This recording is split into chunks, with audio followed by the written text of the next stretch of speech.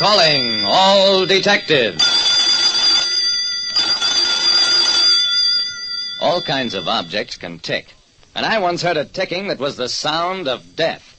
That is the situation on this page from my casebook, the casebook of Jerry Browning, private detective. Every private detective knows what I, Jerry Browning, tell you, that there's a time for everything, even murder. It was about 1 in the morning. I'd had a hard day, gone home early, and was sound asleep when the persistent ringing of my phone yanked me awake. Mr. Browning, you don't know me, but you've got to help me. My life is in danger. There's someone in my piano factory who... Hello? Who is this? What's that ticking? I got no answer to my questions, but that strangling noise through the telephone earpiece spoke for itself. It sounded like only one thing: murder. I didn't waste time trying to trace the call. Instead, I dressed and headed for police headquarters.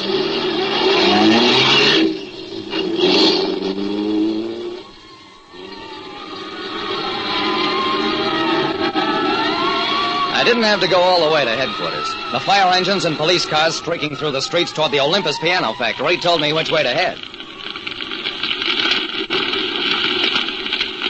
The piano factory was an inferno of flames. I worked my way through the fire lines, found Police Lieutenant Dawson. Jerry, what are you doing here? There's somebody in the factory. He phoned me just a few minutes ago.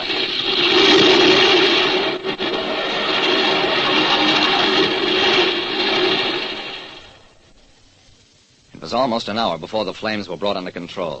And by then, the piano factory was a mass of debris. Lieutenant, there's a body over here. Dawson and I picked our way over the still smoldering timbers. It's the watchman, Jerry. The poor guy must have suspected something. Dawson, I can't prove it yet, but I'd stake my life he was dead before the fire started. Mr. Browning, your suspicions were right. This man had no smoke in his lungs. He was dead before the fire at the piano factory started. I nodded, turned to Dawson. Have you any dope on how the fire started? Not too much, Jerry. Police had vats of resin for waxing the piano strings and lacquers for wood finishing. Both are highly inflammable. Who's in charge of the place, Dawson? Dawson frowned. Well, it's kind of complicated. Come on into my office, Jerry.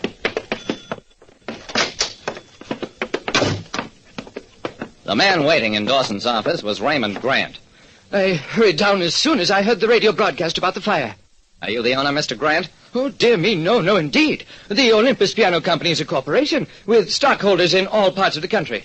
I was formerly executive secretary to Mr. Lawler, chairman of the board. Yeah? Why did you get fired? Grant blushed. I'm still with the company, sir. I meant that Mr. Lawler is no longer connected with it. He resigned a few days ago. Dawson spoke up. Where's Lawler now? Well, I'm sorry, sir. I don't know. About then, a uniformed man brought in a report from the fire marshal. No trace of arson at the factory had been found yet, but they discovered something else. The company's safe, wide open and empty. Grant's face turned a sick green. There was $38,000 in that safe. 38 grand. We don't know how the fire started, but at least we know why. I nodded.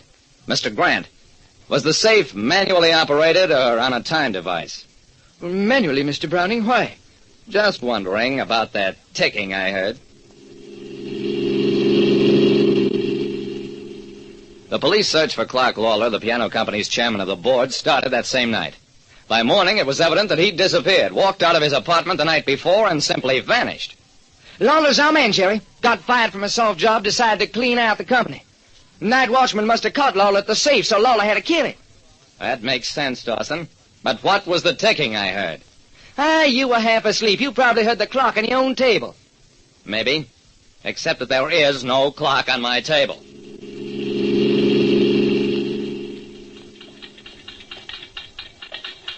Mr. Browning, the Acme Night Patrol Service manufactures most of the clocks night watchmen use on their rounds. Our clocks record as well as tell time. No watchman worth his job would be found dead without an Acme recording clock. You don't say. Well, we found a night watchman without one, and he was dead.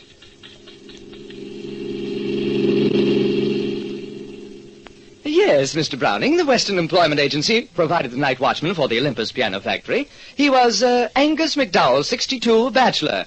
I understand he lived at the factory during the day. You haven't told me anything I don't already know.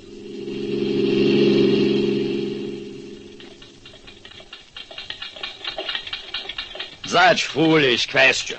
You ask me what ticks, Mr. Browning. Everything ticks. Clocks, watches, gears, motors, steam pipes, keys, radios, teeth, metronomes, water faucets, firecrackers, and the breeze rattling a window shutter. In my opinion, Mr. Browning, the entire universe ticks. Thanks, Mr. Vanderwaag. You told me exactly what I need to know.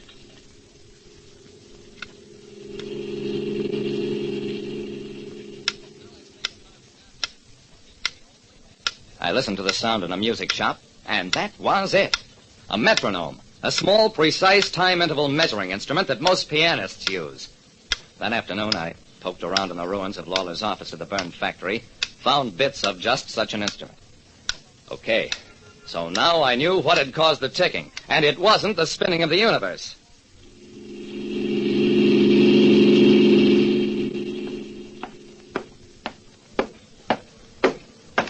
When Raymond Grant walked into Dawson's office, he acted like a bored, busy man. You gentlemen wish to see me? Yeah. Mr. Grant, we haven't located Mr. Lawler yet. In fact, we don't have much hope of locating him alive. But we have found the night watchman, Angus McDowell. He's in the next room. Let's go talk to him. Grant did a foolish thing. He tried to run and ran square into a husky cop guarding the door. We didn't need to produce the night watchman to make Grant confess. And a good thing, too, since we didn't have the watchman then. Grant confessed that he'd got rid of the watchman the day of the fire by getting him a job in Savannah, Georgia, at a friend's factory down there. Then Grant lured Lawler to the factory.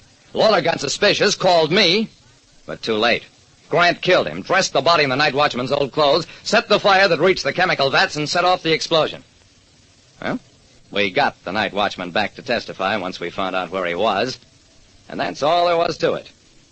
I'd always suspected Grant, because I remembered Lawler's words just as clearly as the ticking. He'd said, my piano factory. And he said it like a man who really thought it was his factory. Like I said, there's a time for everything, including the moment when a killer gets his first and last look at the chair. Listen next time to Calling All Detectives.